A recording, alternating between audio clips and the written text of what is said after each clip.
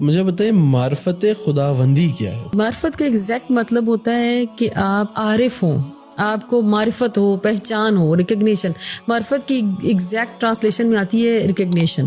آپ کو پہچان ہو اپنے پروردگار کی، اور تب آپ وہی جو پیچھے آپ تقویٰ کی بات بھی کر رہے تھے اور سب چیزیں، تب آپ ان تمام چیزوں تزکیہ نفس کی طرف چل پڑیں گے جب آپ کو یہ پتہ ہو کہ یہ میرا درست راستہ ہے۔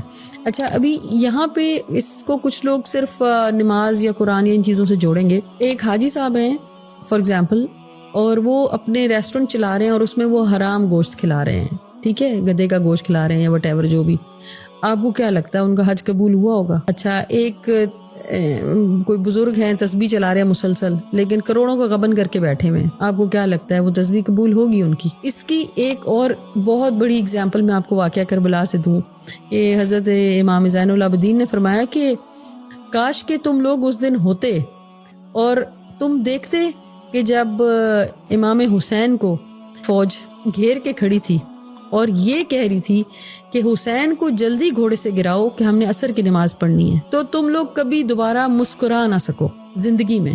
اب مجھے یہ بتائیں کہ اگر امام اس دن ان کو گھوڑے سے گرا کے اور اس کے بعد عصر کی نماز آپ پڑھتے ہیں، آپ کو لگتا ہے کہ وہ نماز ان کی ہوئی ہوگی؟ سب سے افضل ترین مخلوق انسان ہے، اور ان انسانوں میں سب سے افضل ترین لوگ انبیاء اکرام علیہ الصلوۃ والسلام ہیں۔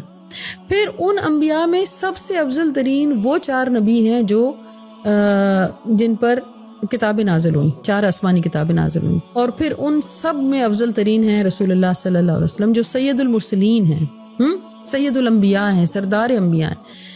ان کے نواسے رسول کو آپ کربلا میں اکیلے 3 دن کی پیاس کے بعد اکیلا آپ فوج گھیر کے مار رہی ہے کہ جی ہم نے عصر کی نماز پڑھنی، پھر کہاں ہے معرفت خداوندی؟ معرفت وہ چیز ہے کہ آپ کو پتہ ہو کہ پروردگار کا حکم کیا ہے، میرے رسول اللہ کا مقام کیا ہے، ان کی آل پاک کا مقام کیا ہے، قرآن کریم کا مقام کیا ہے، اور آپ کی زندگی کس طرح سے سیٹل ڈاؤن ہوئی ہے، آپ نے کیسے کیسے اپلائی کرنا ہے۔